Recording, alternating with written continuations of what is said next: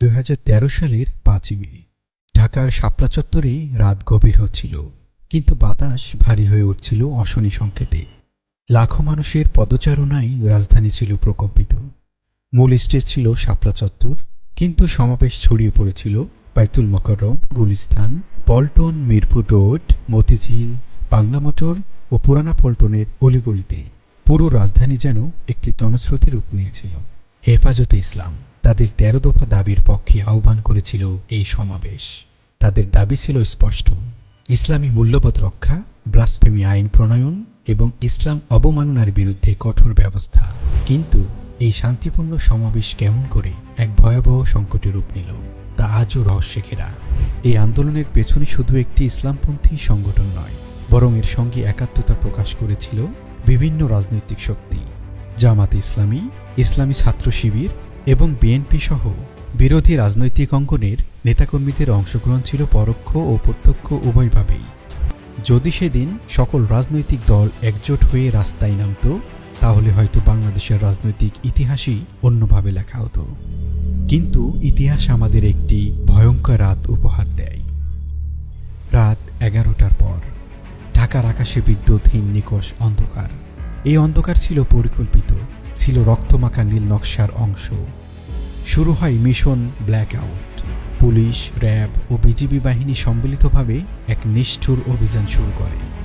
মুহুর্মুহু tear gas, sound grenade ও rubber গুলি ছোড়া হয়। নির্বিচার গুলির শব্দে প্রকম্পিত হতে থাকে রাজধানী। আতঙ্ক আর রক্তাক্ত আর্তনাদ ঢেকে দেয় রাতের নিস্তব্ধতা। এই ছিল শাপলা গণহত্যা, রাষ্ট্রীয় শক্তির অপব্যবহারে নগ্ন প্রদর্শনী। বিভিন্ন মানবাধিকার সংস্থার রিপোর্ট অনুযায়ী নিহতের সংখ্যা 50 থেকে 60 নয়, বরং শতাধিক। অনেক রিপোর্টে বলা হয় 24 ঘন্টায় নিহতের সংখ্যা ছিল 61 জনের অধিক। অ্যামনেস্টি ইন্টারন্যাশনাল জানায় 44 জন, আর হিউম্যান রাইটস ওয়াচের হিসেবে সংখ্যাটি 58 ছাড়িয়ে যায়।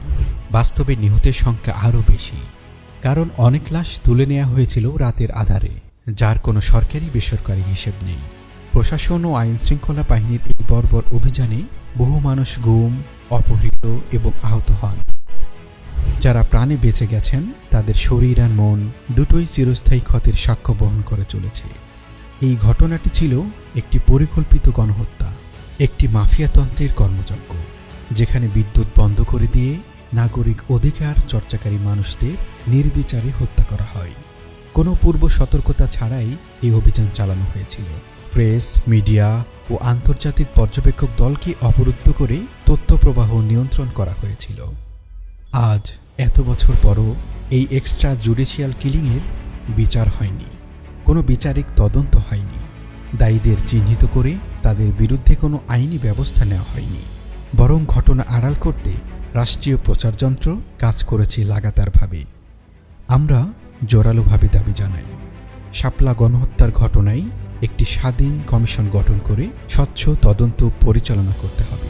পুলিশের উচ্চপদস্থ কর্মকর্তা সহ যারা এই হত্যাযজ্ঞে নেতৃত্ব দিয়েছিল, তাদের বিচারিক প্রক্রিয়ার আওতায় আনতে হবে। রাষ্ট্রীয়ভাবে শাপলা গণহত্যা দিবস ঘোষণা করতে হবে।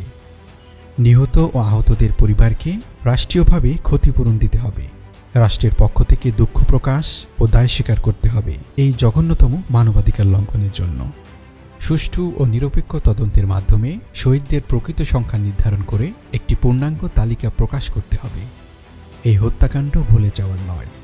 যারা ইতিহাস মুছে ফেলতে চায়, তারা নিজেরাই ইতিহাসের কালো অধ্যায় হয়ে থাকে।